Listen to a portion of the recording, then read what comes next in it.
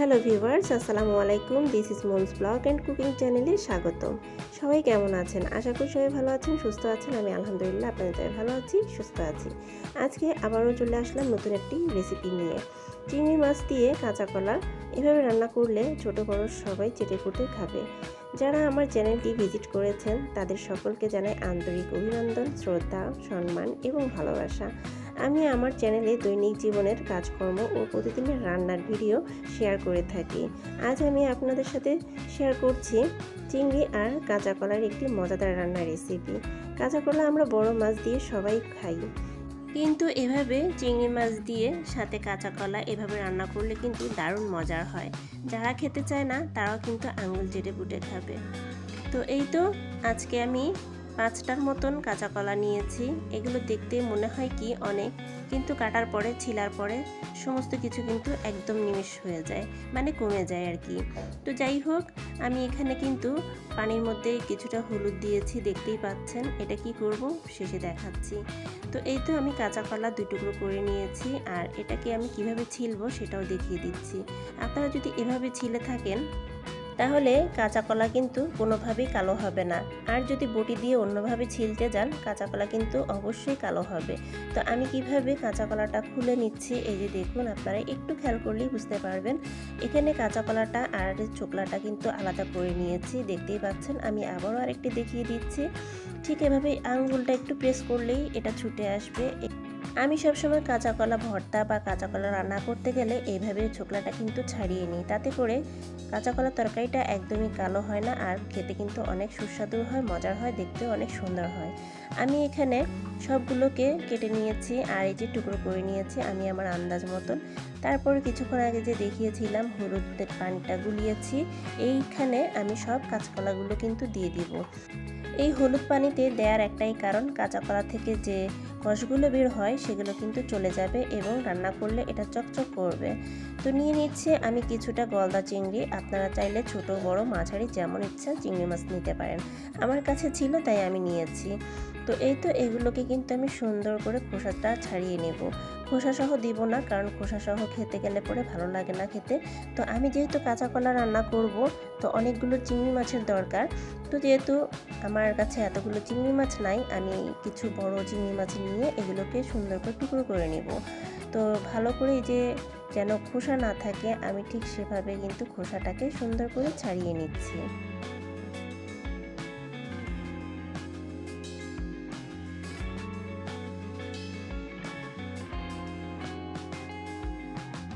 এই তো আমি সুন্দর করে পরিষ্কার করে নিয়েছি, আর বাকিগুলোও কিন্তু আমি কেটে নিয়েছি। এই যে কেটে নিয়ে আমি সুন্দর করে ছোট ছোট পিস করে নিয়েছি। আর এখানে এই যে কি কি লাগছে আমি সবই নিয়েছি। এখানে কিছু আলু নিয়েছি, আর কাঁচা কলাগুলোকে কিন্তু আমি হলুদ পানি থেকে সুন্দর করে তুলে পরিষ্কার করে নিয়েছি।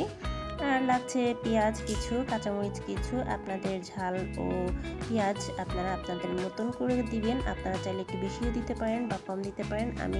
আমার ঘরে ঝালটা একটু কম খাই, তো তার জন্য আমি কম ঝাল দিয়েছি। আপনারা চাইলে আরও বেশি করে দিতে পারেন। তো এই তো রান্নার রেগুলার খাবার তেল আমি দিয়ে দিয়েছি কড়াইতে। তারপরে এখানে পেঁয়াজ আর কাঁচামরিচগুলো সুন্দর করে ব্রাউন কালার করে সামান্য একটু পানি দিয়ে দিলাম যেন তলায় পুড়ে না যায়। আর কি কি মশলা লাগছে এখানে দেখিয়ে দিচ্ছি। এখানে আদা বাটা, পেঁয়াজ বাটা, জিরা বাটা, রসুন বাটা, আমি সবগুলো এখন এক এক করে দিয়ে দিব। এখানে প্রায় 1 চামচ, আর এই তো 2 চামচ, আর একটু বেশি এরকম দিলাম।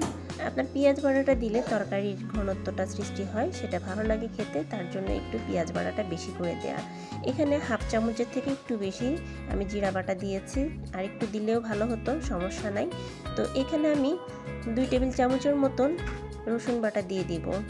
এই তো আমার 2 টেবিল চামচের মতন রসুন বাটা দেওয়া হয়ে গিয়েছে। এরপরে আমি 1/2 চামচের মতন আদা বাটা দিব। আদা বাটাটা দিলে তরকারির স্বাদ দ্বিগুণ বেড়ে যায়।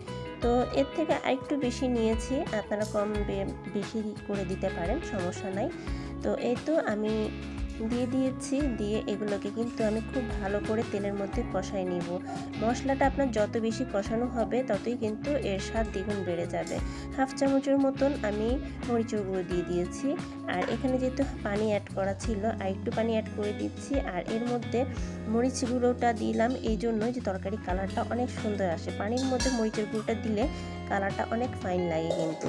তারপরে আমি 1 চামচের মতন এখানে হলুদের গুঁড়ো দিয়ে দিয়েছি, স্বাদ মতন লবণ দিয়ে দিয়েছি। দিয়ে আমি ভালো করে কষিয়ে নিচ্ছি। এই তো আমার ভালো করে কষানো হয়ে গিয়েছে, তেলটা একদম উপরে উঠে গিয়েছে। আমি চিংড়ি মাছগুলোকে এখন দিয়ে দিব। অনেকেই চিংড়ি মাছগুলোকে আগে তেলে ভেজে নেয়। আমার কাছে মনে হয় এভাবে দিলেও কিন্তু স্বাদ থাকে, খুবই মজার লাগে, এভাবে করেও খাওয়া যায়। তো আমার কাছে এটাই বেশি ভালো লাগে আর কি, মশলার ভেতরে সরাসরি চিংড়ি মাছটা ভেজে নেওয়া। তো এই তো আমি কষিয়ে নিচ্ছি খুব সুন্দর করে, কিন্তু আমি এটাকে বেশ কিছুক্ষণ কষিয়ে নিব। আমার কষানো হয়ে গিয়েছে। আমি কিন্তু এখানে হালকা একটু পানি অ্যাড করেছিলাম যেহেতু তলে লেগে যাচ্ছিল। আর খুব সাবধানে এই কাজটা করতে হবে, তলে যদি লেগে যায় তরকারির স্বাদ আর কালার কিন্তু একদম নষ্ট হয়ে যাবে। তো এরপরে আমি এখানে কাঁচা কলাটা দিয়ে দিয়েছি। এই তো কাঁচা কলাটা আমার দেওয়া হয়ে গিয়েছে। আমি এটাকে দিয়ে এখন খুব ভালো করে কষিয়ে নেব। এই তো আমি অল্প কিছু পানি দিয়েছিলাম, দিয়ে এখানে ভালো করে কষাচ্ছি। তারপরে একটু ঢাকনা চাপা দিব, আসবো 2 মিনিট পরে। তো এই তো 2 মিনিট পরে আসছি। একদম রান্নার থেকে এদিক ওদিক করা যায় না। এই যে দেখুন আমার কিন্তু তলায় ধরে গিয়েছিল। তো আমি একটু পানি দিয়ে সবগুলো মশলা তুলে নিচ্ছি, পুড়ে যায়নি, তলায় হালকা লেগে গিয়েছিল। তো এই তো আমি আবারও ভালো করে সুন্দর করে নাড়াচাড়া দিয়ে এখন পানি দিয়ে দিব। আমার যতটুকু পানির প্রয়োজন আমি ঠিক ততটুকুই পানি দিয়ে দিব। আপনারা চাইলে বাড়িয়ে বা কমিয়ে নিতে পারেন। এই রেসিপিটি ফলো করে আপনি যদি একবার এভাবে কাঁচা কলা রান্না করতে পারেন, সত্যি বলতেছি যারা কিন্তু কলা খায় না, এই কাঁচা কলা খেতে চায় না, তারা কিন্তু আঙ্গুল চেটে পুটে খাবে।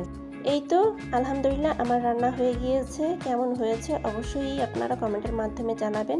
আশা করি আজকের রেসিপিটি আপনাদের কিছুটা হলেও ভালো লেগেছে। যদি ভালো লেগে থাকে তাহলে ভিডিওটিতে একটি লাইক দিবেন, আপনার মতামত কমেন্টে জানাবেন, এবং যারা এখনও সাবস্ক্রাইব করেননি তারা অবশ্যই সাবস্ক্রাইব করে পাশে থাকা বেল আইকনটি অন করে রাখবেন। আজকের মতন বিদায় নিচ্ছি, সবাই ভালো থাকবেন। আল্লাহ হাফেজ, আসসালামু আলাইকুম।